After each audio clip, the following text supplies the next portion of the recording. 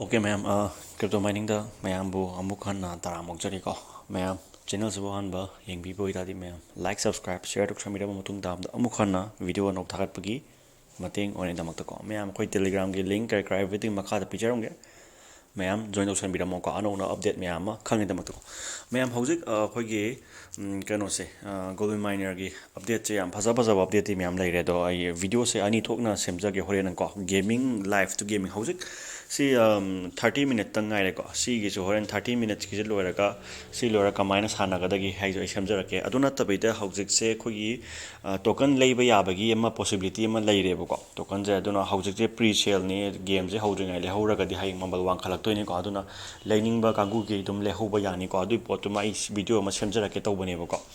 adu bon hojik se moi si hojik gi oine ma solana scan da sat le ko moi solana scan chat le adu moi na di mamang da di khoi white paper da hai da di solana plus ton blockchain da hai bane ko adu kasu kai de ton adum lak ton da convert over dum yani ko adu hojik gi rate che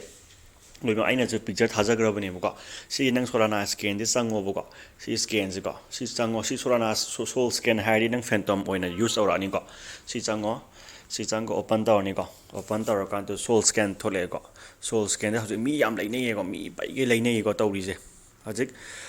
market cap si lai re okay very good tare hojik ki price si lai re ko si je fixed price ni ko si hong tangkat kire ko once thadora kan da nei rak to ni ko si fixed price ni ko holder je si lai re holder je mi je yam khalai ko sum yam khalai holder je ko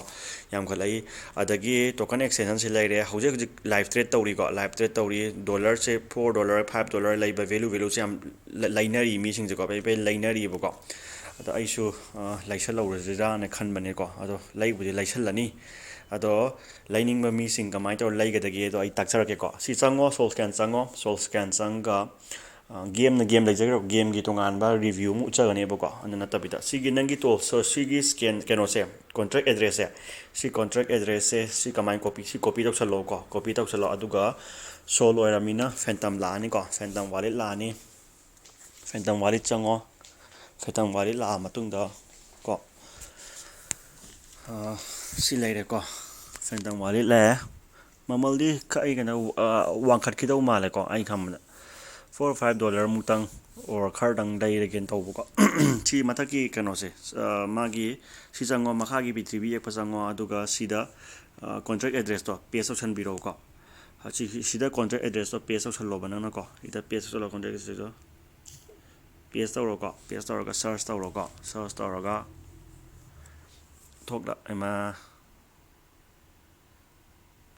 sinati ni phalong thok ka dawni ni ko tu sile dana si soul sa level ko si khallo aduga hojik up ta lei jo token price jo up ta chat li jo fa jai